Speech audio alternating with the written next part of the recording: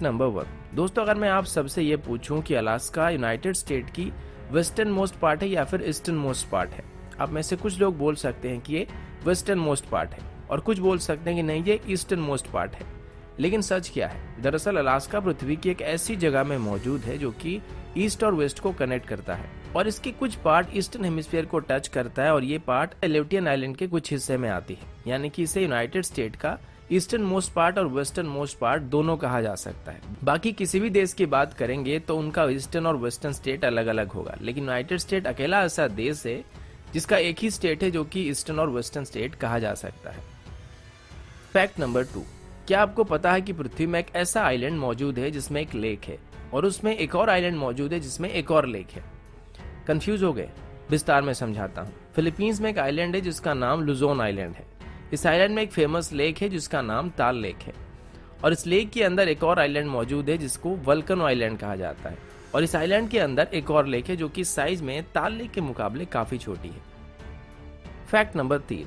अगर आपसे ये पूछा जाए कि पृथ्वी की सबसे ऊंची पहाड़ कौन सी है, तो आप सभी माउंट एवरेस्ट का नाम लेने वाले हैं, लेकिन हमारे पृथ्वी में एक और पीक मौजूद है जो कि माउंट एवरेस्ट से भी ज्यादा ऊंची है, लेकिन बदकिस्मती से इस पहाड़ का काफी सारा हिस्सा समंदर के अंदर डूबा हुआ है। इस पहाड़ का नाम मौना की है और इसकी बात करें तो ये पैसिफिक ओशन में मौजूद है जिसकी ऊंचाई सी लेवल से 13,796 फीट है, लेकिन अगर इसकी ऊंचाई को पैसिफिक ओशन की तल से नापा जाएगा तो इसकी ऊंचाई लगभग 32,808 फीट की है, जो कि माउंट एवरेस्ट से लगभग 3,000 फीट के आसपास ज्यादा ऊंची है।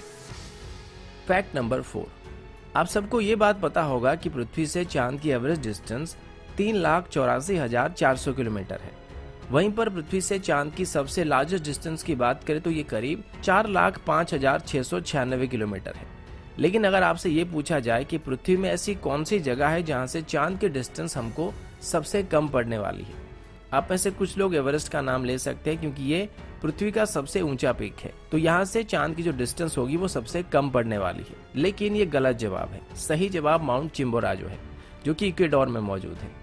अब आप ये पूछ सकते हैं कि ऐसा कैसे पॉसिबल हो सकता है, क्योंकि माउंट चिम्बोराजो की हाइट बस 20,564 फीट की है, जबकि एवरेस्ट की हाइट 29,035 फुट की है। आप सबको पता होगा कि पृथ्वी एकदम से गोल नहीं है और ये ओवल टाइप की है और थंबनेल में आपने जो पिक्चर देखा था वो इसका एक्चुअल साइज है, यानी कि बीच में इक्वेटर के पास इसकी थिकनेस काफी ज्यादा है और धीरे धीरे ऊपर की तरफ या फिर नीचे की तरफ कम होता गया है और इसी वजह से एवरेस्ट हाइट में माउंट चिम्बोराजो से ऊंची होने के बावजूद भी माउंट चिम्बोराजो चांद से ज्यादा करीब है। Fact number 5।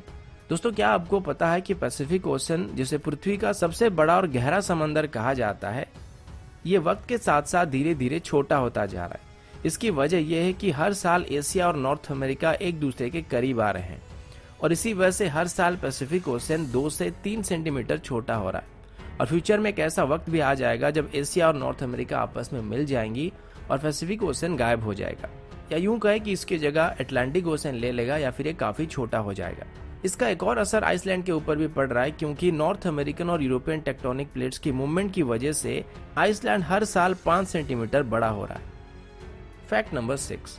दोस्तों, आप सबको पता होगा कि हमारा जो टाइम जोन है वो +5.30 है और लगभग पूरे भारत में यही टाइम जोन चलता है। लेकिन अगर हम रशिया की बात करेंगे तो वहां पर 11 टाइम जोन है, यानी कि अगर रशिया की एक पार्ट में सुबह हो रहा होता है तो दूसरे पार्ट में लोग डिनर करके सोने की तैयारी कर रहे होते हैं। वहीं पर फ्रांस की बात करें तो फ्रांस अपने ओवरसीज एरिया की वजह से 12 टाइम जोन को फॉलो करता है। Fact number 7।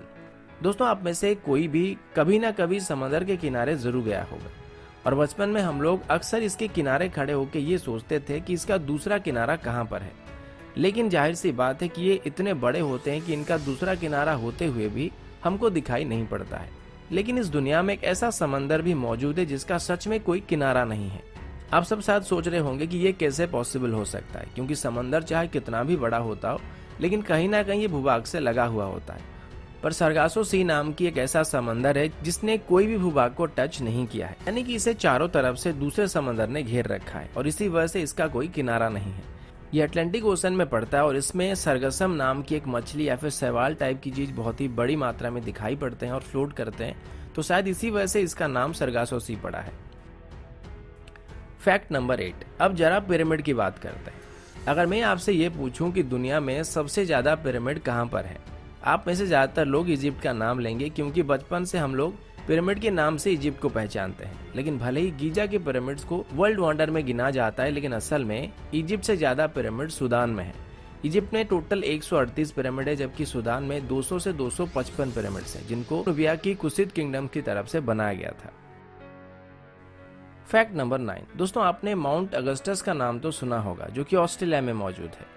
इसकी हाइट लगभग 2300 फीट है और ये लगभग 100 मील लंबा है। लेकिन मजे की बात तो ये कि असल में माउंट अगस्टस कोई पहाड़ नहीं है, बल्कि एक बहुत ही बड़ा पत्थर है। ये साइज में एयर रॉक से भी लगभग 2 गुना बड़ा है, जो कि लगभग 1650 मिलियन ईयर से ज्यादा पुरानी है। Fact number 10। आप सब मानव सभ्यता के विकास के बारे में जानते ही होंगे कि कैसे धीरे धीरे हम आधुनिक मानव में विकसित हुए हैं। इससे पहले इंसान जंगल में रहा करते थे या फिर गुफा में रहा करते थे। लेकिन क्या आप जानते हैं कि दुनिया में ऐसी कौन सी जगह है जहां पर सबसे ज्यादा गुफाएं पाई जाती है? तो इस जगह का नाम केंटकी है और ये यूनाइटेड स्टेट में मौजूद है। यहाँ पर काफी बड़ी मात्रा में गुफाएं पाई जाती है और इनमें से अभी तक एक्सप्लोर किए गए एक गुफा का लेंथ लगभग 400 मील का है। लेकिन फिर भी वैज्ञानिकों का ये मानना है कि अभी भी कई गुफाएं जिनको एक्सप्लोर नहीं किया गया और इनकी लंबाई 200 मील से ज्यादा हो सकती है और इसको दुनिया का सबसे लार्जेस्ट केव सिस्टम भी कहा जाता है।